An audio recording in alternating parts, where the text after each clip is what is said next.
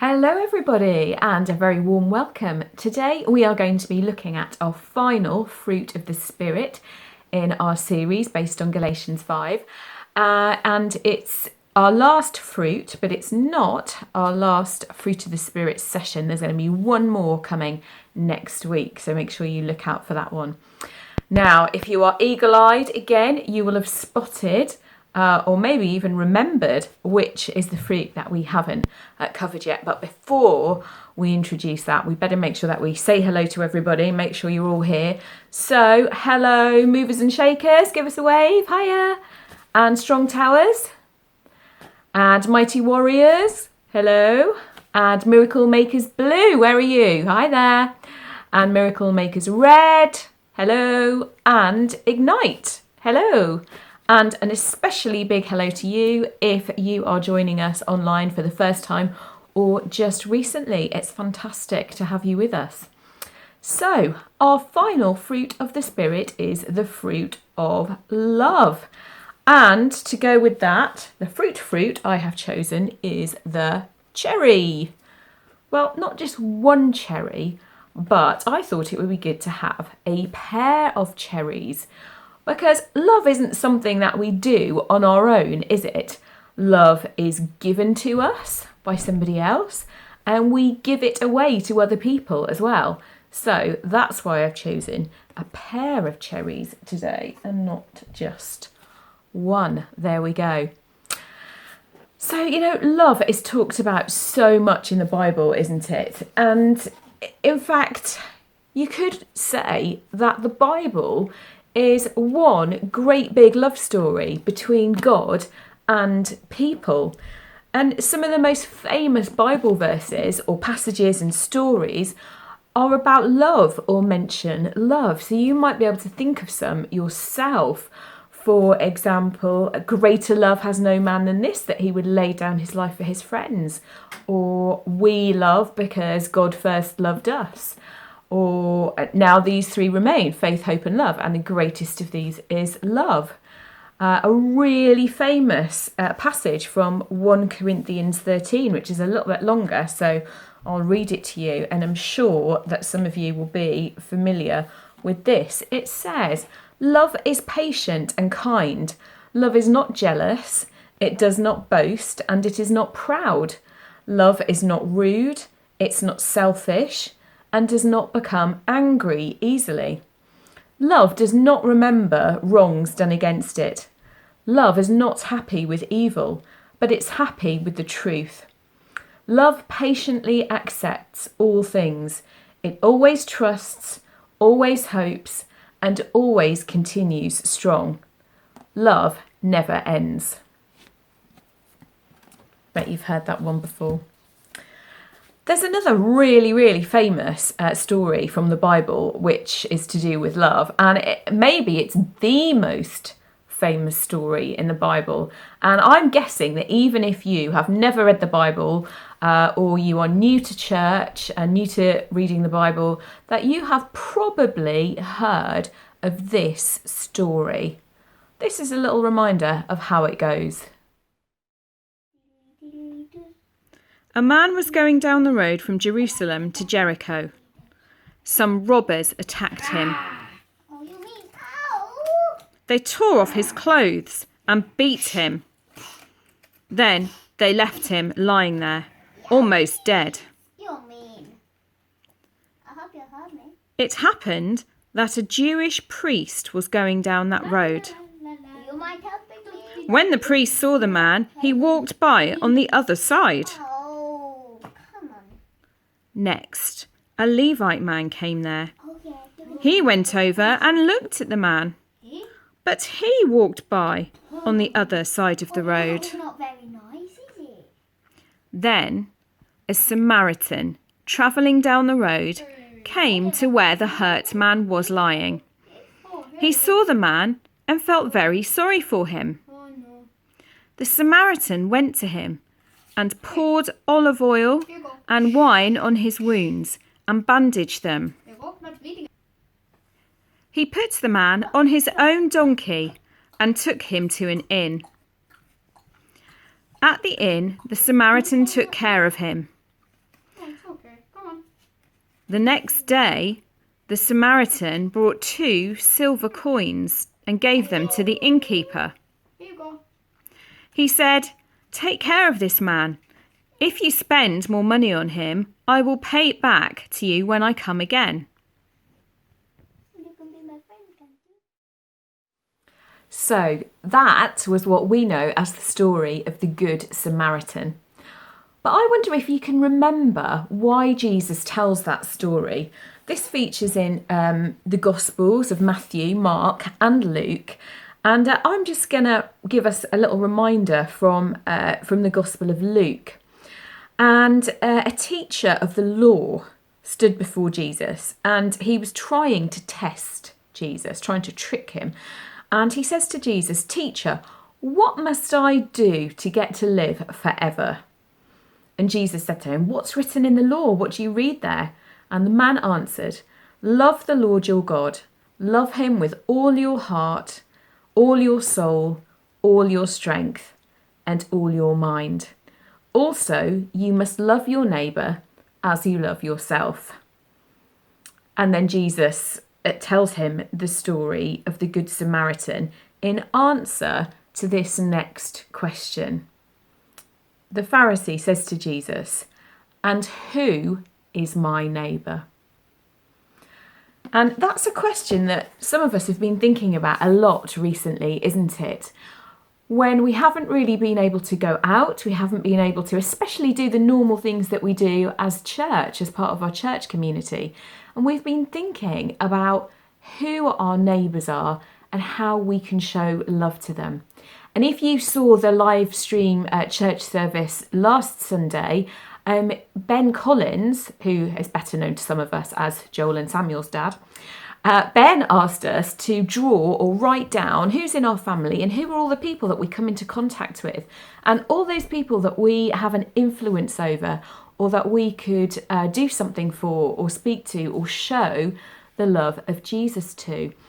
And I've seen and heard about so many people doing fantastic things in their families, with their neighbours, in their local communities during this time. And even though we're in lockdown, people finding ways of showing love to their neighbours.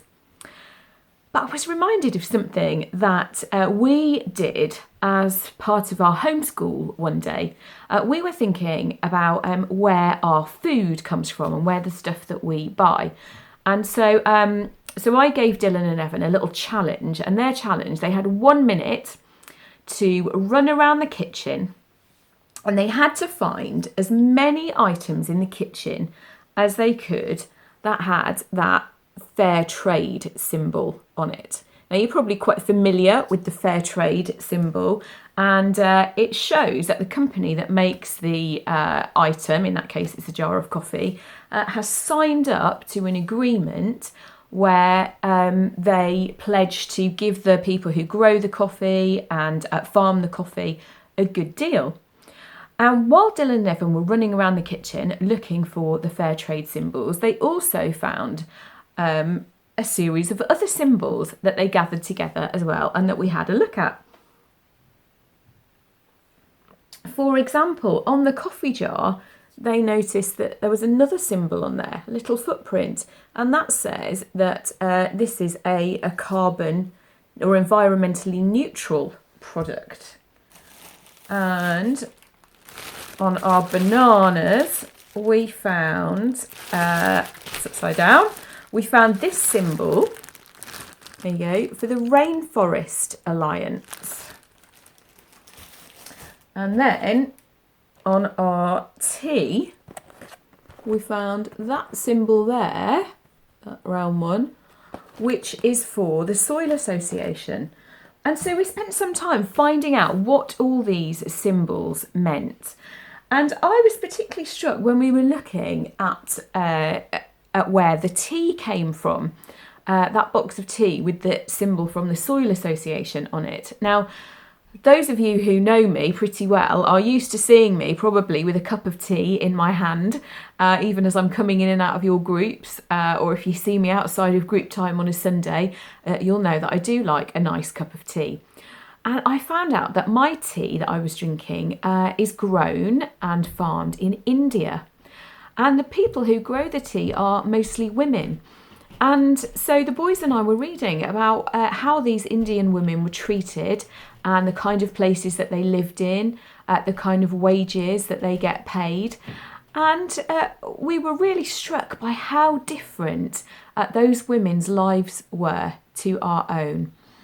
Some of them weren't earning very much money at all, even though they were working really, really long hours and picking tons and tons of tea so that we could enjoy a nice cuppa. And I was thinking about how my neighbours are not just the people that live around me. My neighbours are the people who pick my tea, the people who grow my bananas, who farm the coffee that we drink. And what I do and the things that I buy directly influences or impacts the lives of those people.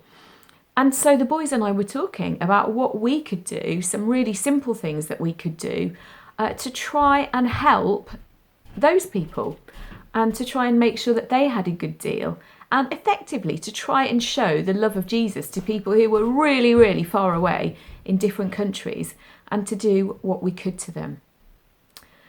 The story of the Good Samaritan really shows us, doesn't it, that our neighbour is anybody that we come across and we have the power to help or to show love to. So that could be anybody from those people who are living in the same house as us, the people on our road, in our communities, in our schools and workplaces, to those people in distant places around the world. And you know, there are some people around the world who are having a much tougher time than we are right now because they don't have comfortable houses to live in. They don't have a lot of food, even at the best of times. They don't have adequate health care like we do, even at the best of times.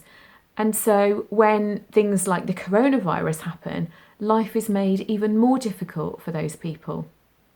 So I wonder whether there are things that we could be doing to support other people that we may not even know, we may not even ever get a chance to speak to. But how could we show the love of Jesus to those people? So, a couple of quick challenges for you going into this week to maybe prompt you or help you to think about how you could show love to those people. So, why not try that challenge that we did? Could you set yourselves a time limit and have a look through your kitchen and see how many items you could find that have those symbols on them, the Fair Trade symbol or the Soil Association or the Rainforest Alliance or the carbon neutral symbol, and find out what things you buy are doing their bit to help poorer people in the world or to help the environment. And could you find out a little bit more about it and what you could do to support them? There are websites like World Vision and Tier Fund and Tradecraft that might give you a little bit more information about where these things come from and what conditions are like for the people that produce them. Or how about this for another challenge? Could you come up in some format with your own version of the Good Samaritan story? Maybe you could rewrite it if you're a keen story writer. Or could you draw it in pictures, maybe even a comic book style? Could you, like we did, create some sort of puppet show? We used cardboard figures on sticks, or maybe you could use toys to recreate it or reenact it. Or if any of you are budding actors, could you even act out the story yourselves of the Good Samaritan? So there are lots of reminders that we could do or we could use this week to think about love. But you know, we want to ask God to continue to grow his fruit in us. And you know, another part of 1 Corinthians says that there are all sorts of things that we can do, but if we don't have love, then they don't mean anything. So I wonder if you could spend a little bit of time in prayer today, or this week, and be asking God to grow love in you. And my prayer for you is that you would know God's love, you would be blessed by God's love, and that in turn you would be able to share that love with others. And there are a few more brilliant ideas of how you could actively show love to other people on our resources page. So if you go back to the website, go back to children's resources, you'll find some brilliant ideas that our Sunday team leaders have put together of how you could be showing love, practical things that you could do to be showing love to other people this week and going forward. So may God's blessing be upon you in all that you do this week, in all that you say and all that you share with others. In the name of Jesus, amen.